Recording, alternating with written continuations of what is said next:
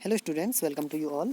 So student, today you will revise the second chapter of your civics book, Constitutional Design. So students, as in this year, CBSE has removed one topic from this chapter, Democratic Constitution in South Africa. So we will not discuss about that. So left of the chapter we will revise in this video. So let's start. So let's have a look at this topic, why do we need a constitution, यानी कि हमें constitution की ज़रूरत क्यों है.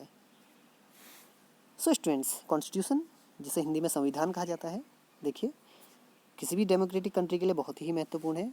It's important for any democratic country. So why do we need a constitution. देखिए क्या चीज़ें हैं इसमें. A constitution is necessary because, ये नेसेसरी है क्योंकि it generates a degree of trust and coordination that is necessary for different kinds of people to live together. देखिए इससे क्या होता है, ये एक तो यहाँ पर जो नागरिक रहते हैं किसी भी डेमोक्रेटिक कंट्री में, तो उनके बीच क्या होता है, एक ये ट्रस्ट यानी कि भरोसा पैदा करता है उनके बीच, और साथ ही एक कोऑर्डिनेशन रहता है, एक समन्वय रहता है वहाँ के लोगों के बीच. क्योंकि देखिए किसी भी डेमोक्रेटिक कंट्री में, किसी भी कंट्री में अलग अलग टाइप के लोग रहते हैं, different types of religion, caste, race etcetera. So उनके बीच कोऑर्डिनेशन बहुत ज़रूरी है. सो कॉन्स्टिट्यूशन क्या करता है, इनके बीच एक प्रॉपर कोऑर्डिनेशन क्या करता है, ये तैयार करता है. Next one, it specifies how the government will be constitute. और साथ ही देखिए ये बताता है हमें कॉन्स्टिट्यूशन कि जो यहाँ पर गवर्नमेंट होगी, जो सरकार होगी, वो कैसे यहाँ पर उसका निर्माण होगा, कैसे वो बनेगी. Who will have power to take which decisions. और देखिए यहाँ पर जितने भी ऑर्गन्स होंगे गवर्नमेंट के, तो कॉन्स्टिट्यूशन में ही ये यहाँ पर डिसाइड होगा कि जो डिसीजन टेकिंग पावर है वो किसके हाथ में रहेगी. तो देखिए इससे क्या होगा कि कोई भी इंडिविजुअल अपने फेवर में यहाँ पर डिसीजन नहीं दे सकता. वो डिसीजन जो भी लेगा वो सभी के फेवर में होगा. It lays down limits on the power of the government. और साथ ही देखिए जो कॉन्स्टिट्यूशन होता है, तो जो भी यहाँ पर गवर्नमेंट के होती है उसके पास जो पावर होती हैं, शक्तियाँ होती हैं, उनको ये क्या करता है, लिमिटेड करता है. यानी कि उनका क्या कर देता है, बंटवारा कर देता है. ऐसा नहीं है कि सारी जितनी भी पावर्स हैं वो सारी गवर्नमेंट्स के हाथों में हो, बल्कि उसमें क्या हो जाता है, आपने पढ़ा होगा पावर शेयरिंग, वो कॉन्स्टिट्यूशन के बेस पर ही हो जाता है. And tell us what is the right of the citizen are. और साथ ही ये हमें बताता है कि जो यहाँ पर नागरिक हैं, सिटीजन्स हैं, उनके क्या अधिकार हैं, क्या राइट्स हैं. It expresses the aspirations of the people about creating a good society. और साथ ही देखिए यहाँ पर जो लोग रहते हैं, जितने भी यहाँ पर नागरिक रहते हैं, तो एक अच्छी सोसाइटी बनाने में, एक अच्छी सोसाइटी का निर्माण करने में भी ये कॉन्स्टिट्यूशन बहुत ज़्यादा मदद करता है. Making of the Indian constitution. So how it made. जो इंडियन कॉन्स्टिट्यूशन था, देखिए एक बहुत बड़े संघर्ष के बाद इसमें कई लोगों ने संघर्ष किया, और उसके बाद जो इंडियन कॉन्स्टिट्यूशन है इसका निर्माण हुआ. तो देखिए इसकी जो प्रक्रिया थी, लेट्स नो अबाउट दैट. क्या प्रक्रिया थी. इन 1928 Motilal Nehru and 8 other Congress leaders drafted a constitution for India. देखिए जो इंडियन कॉन्स्टिट्यूशन था इसे काफ़ी पहले ड्राफ्ट कर लिया गया था. और कब किया गया था, 1928. कौन थे इसमें, Motilal Nehru and 8 other Congress leaders. In 1931 the resolution at the Karachi session of the Indian national Congress dwelt on the how independent India's constitution should look like. और देखिए इसके बाद जो 1931 में कराची सेशन हुआ, क्योंकि आपको पता होगा जो कांग्रेस सेशन थे इंडियन नेशनल कांग्रेस के, वो हर साल लगभग होते थे. तो इसमें देखिए ये निर्णय लिया गया कि जो इंडिपेंडेंट इंडिया है, देखिए उस समय तो अंग्रेज़ों के अधिकार में था इंडिया, और पूरा कंट्रोल किसका था, ब्रिटिश. सो वहाँ पर ये निर्णय लिया गया, डिसाइड किया गया कि जब ये इंडिया फ्री होगा, इंडिपेंडेंट होगा, स्वतंत्र देश बनेगा, तो उसका जो कॉन्स्टिट्यूशन होगा, संविधान, वो कैसा दिखाई देगा. Factors contributed to the making of our constitution. तो देखिए ये जो हमारा कॉन्स्टिट्यूशन बना, इंडियन कॉन्स्टिट्यूशन, तो इसमें कौन से जो फैक्टर्स थे उन्होंने कंट्रीब्यूट किया, यहाँ पर अपना एक भागीदारी निभाई। सो फर्स्ट है आपका ideals of French revolution.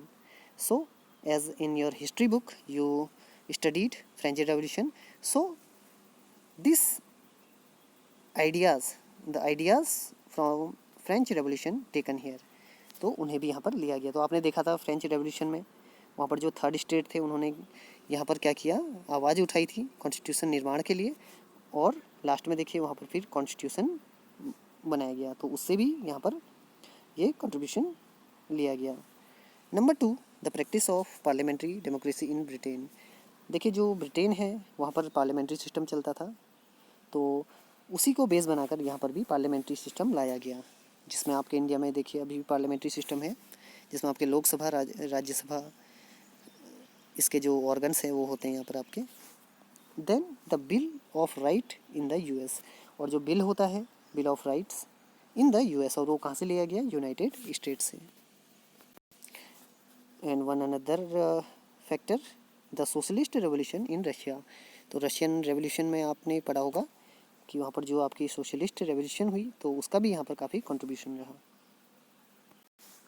The constituent assembly, तो जो आपकी ये कॉन्स्टिट्यूएंट असेंबली थी उसके बारे में पढ़ते हैं आप। In July 1946 elections to the constituent assembly were held. देखिए जो आपकी कॉन्स्टिट्यूएंट असेंबली थी, तो इसके जितने भी मेंबर्स थे कॉन्स्टिट्यूएंट असेंबली जिन्हें संविधान का निर्माण करना था, उनके लिए इलेक्शंस हुए, उनका चुनाव किया जाना था। Then the drafting of documents called the constitution was done constituent assembly.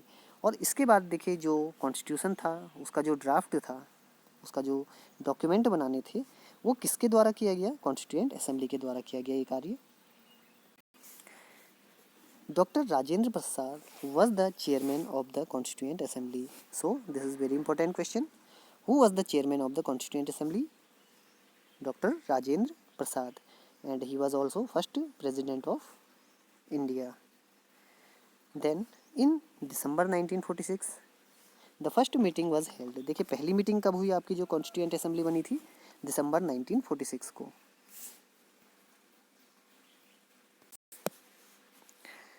After the country was divided into India and Pakistan, so students as you know on 15 August 1947, तो देखिए आपका देश तो आज़ाद हुआ but it was divided into India and Pakistan. जो भारत देश था वो इंडिया और पाकिस्तान में बट गया था।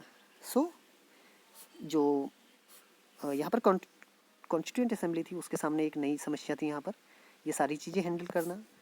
तो constituent assembly also got divided, और साथ ही देखिए यहाँ पर जो कॉन्स्टिट्यूएंट असेंबली थी वो भी क्या हो गई, डिवाइड हो गई।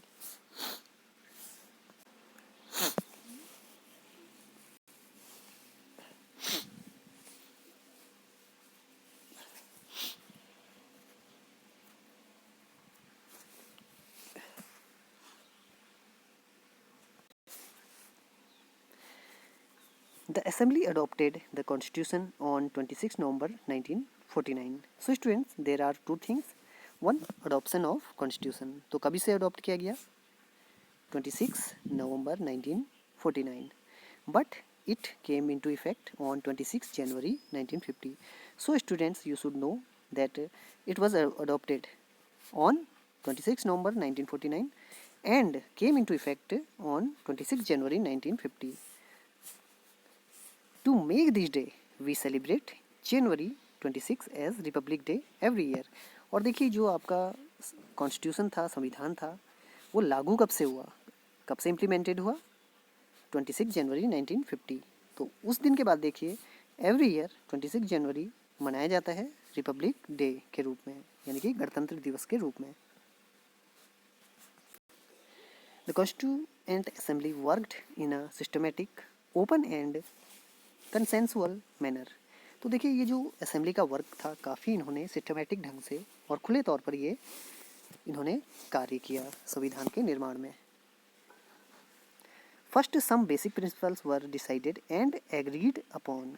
देखिए इसमें क्या हुआ, पहले बहुत सारे यहाँ पर प्रिंसिपल हुए, वो डिसाइड किए गए, और इसके लिए देखिए कई डिबेट्स यहाँ पर हुई विचार विमर्श किए गए एंड एग्रीड अपॉन, और उसके बाद ही उन पे सभी वहाँ पर एग्री हुए।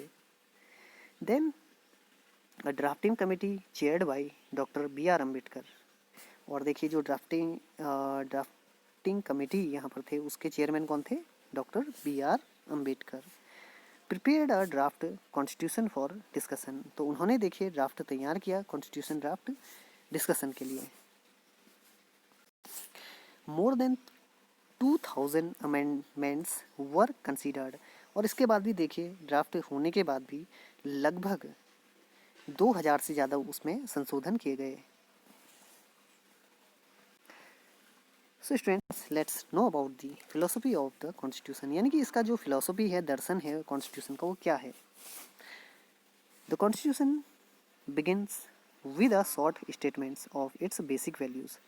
देखिए ये एक शॉर्ट स्टेटमेंट से शुरू होता है आपका जो कॉन्स्टिट्यूशन है, जिसमें कुछ बेसिक वैल्यूज़ हैं जो मूलभूत यहाँ पर सिद्धांत हैं, which is called preamble to the constitution, और इसी को कहा जाता है preamble of constitution. So this is the definition of preamble of the to the constitution. The preamble focused on, देखिए जो प्रीएम्बल होता है इसकी प्रस्तावना होती है, हिंदी में प्रस्तावना कहा जाता है प्रीएम्बल को। तो ये किस पर फोकस होती है, फर्स्ट है आपका justice, social, economic and political, यानी कि इसमें क्या होता है, देखिए न्याय होता है, और किसके बेस पे होता है, सोशल, इकोनॉमिक, पॉलिटिकल, यानी कि सामाजिक, आर्थिक और राजनीतिक।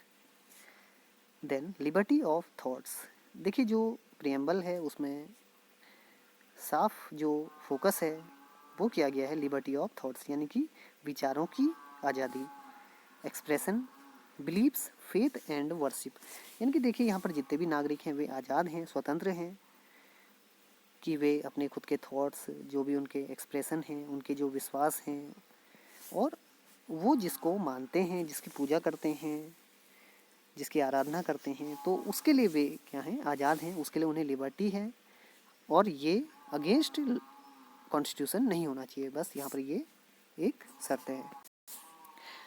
Equality of status end of opportunity, और जो प्रीएम्बल है तो यहाँ पर क्या है, equality of status end of opportunity, तो एक तो स्टेटस और साथ में अपॉर्चुनिटी, जितने भी मौके होते हैं उसमें सबको समान रूप से मौके मिले। Fraternity assuring the dignity of the individual, और साथ ही क्या है, देखिए ये जो कॉन्स्टिट्यूशन है भाईचारे को भी ये क्या करता है, पूरी तरह से उसका निर्माण करता है। And dignity of the individual, और साथ ही जो डिग्निटी होती है, आत्मसम्मान होता है किसी भी व्यक्ति का, वो ये देता है यहाँ पर। And the unity and integrity of the nation, और साथ में जो देश की एकता और अखंडता है उसे भी बनाए रखता है, इस पर ही आपका जो प्रीएम्बल है वो फोकस्ड है। So students, I hope you understood about the constitution. So this part of the revision ends here. Thanks for watching.